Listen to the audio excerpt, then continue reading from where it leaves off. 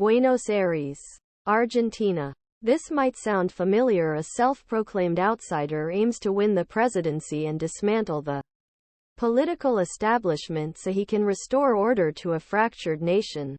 If only he can overcome a system rigged against him. But this is not former President Donald Trump, or even something that happens in the United States.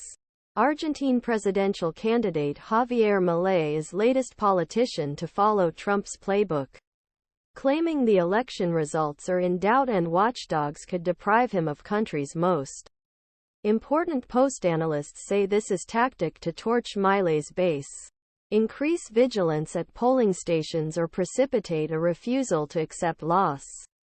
The right-wing economist rose to fame criticizing politicians on television and welcomed comparisons to Trump.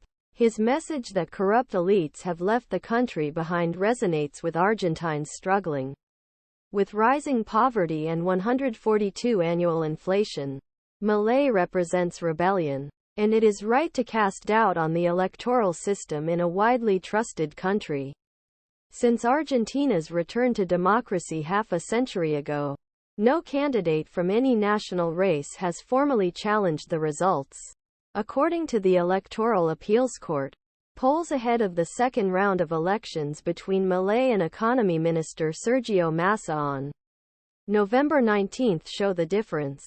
Before the first round, most had Milei narrowly ahead, but Massa won easily by 7 percentage points. Allegations have exploded on social media, and some Milei supporters volunteered to monitor the voting at more than 100,000 polling stations in the country. 30-year-old Luis Palermo is one of them. He had little interest in politics and had never voted before, even though voting was mandatory. But at a small rally in Ezeiza, about 20 miles from Argentina's capital, Palermo said Milei sparked passion in me. He says he is disgusted that the ruling party stole the presidency. I was watching this on TikTok videos. All that is being done seems wrong and undemocratic, said Palermo, a delivery app driver. Milei is at least partly fueling the allegations herself.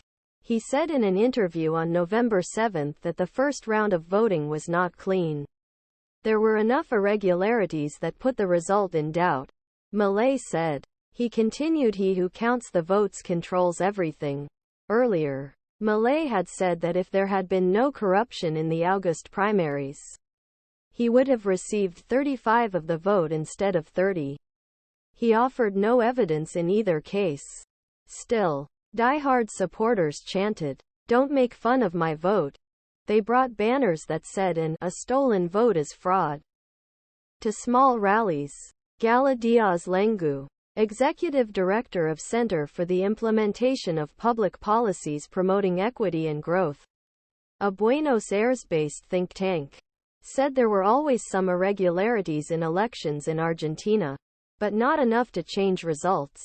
Many claims on social media stated that approximately 1,700 polling stations